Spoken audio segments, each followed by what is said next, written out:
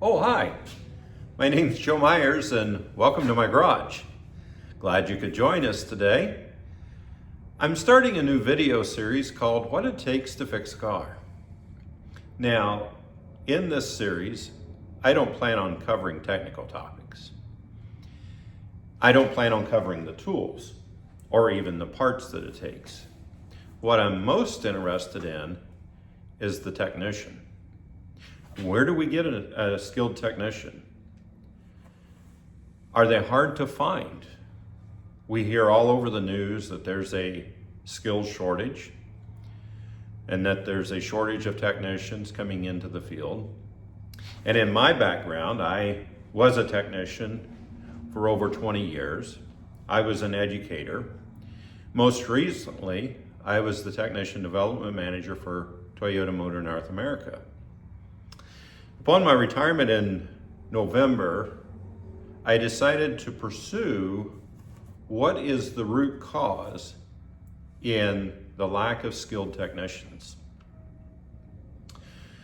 So to illustrate that, I want to go back in my career several years ago.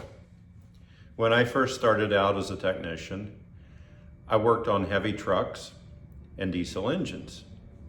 In addition to that, occasionally I would help out a small independent trucking company by going and making a short run, picking up a load or a partial load, bringing it back to a warehouse.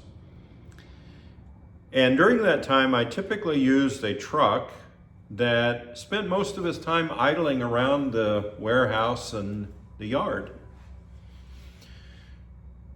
A few weeks went by, a few months went by that I had been doing this, and the owner of the trucking company called me and he said, Joe, he said, we need someone to take a load out to Rhode Island from Clyde, Ohio. That was about a 1,400 mile round trip. I remember leaving Clyde, Ohio, and it didn't take long for me to realize that this truck was burning massive amounts of oil. In fact, in the little over 1,400 miles that I traveled, I went through 14 gallons of oil. Now, when I returned, the owner of the trucking company had me tear the engine apart and find out the reason why.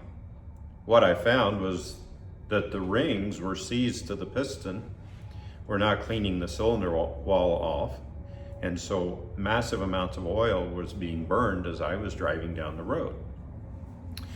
Now, I could have kept dumping oil in that engine endlessly, and I did on the trip, just so I wouldn't have major engine failure. But no matter how much oil I dumped into that engine, that was never going to fix the problem. It's much like our industry today. Recruiting more people into the industry is not fixing the problem. In fact, what we know is that within the first year of technicians coming into the industry, there's 55% attrition on average.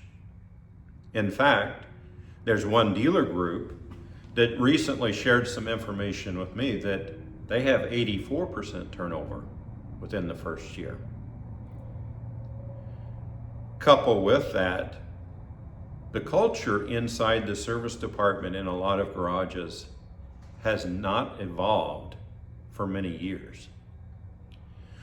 Look at how welcome they are to females.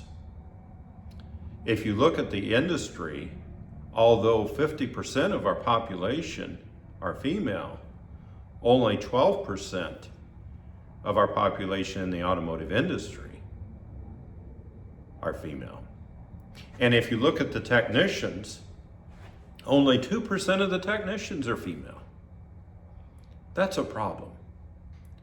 In addition to that, a lot of times the culture is not inviting to people of other race, other ethnicities.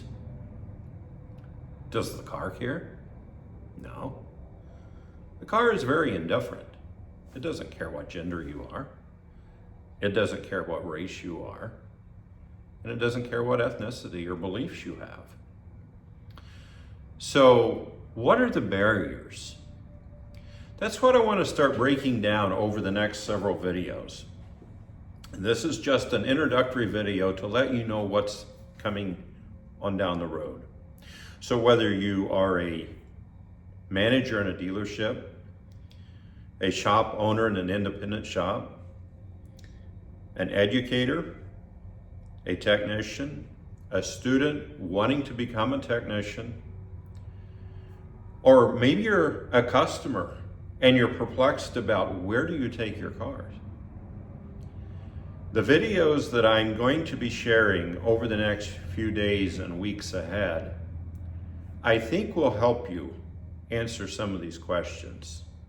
And particularly, if you're a student or a parent of a student in school and you're concerned about your future, you love cars, but you don't know where am I going to school for training?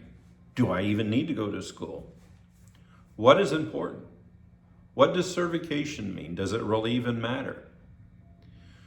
Well, those are all good questions, and we're going to be covering those questions over the next few days and weeks, as I've already mentioned. I hope that you stay tuned and join us. We've started a couple of organizations. One of those organizations is focused on skills-based certifications and accreditations. We're the first true skills-based certification organization. That's avtecc.org.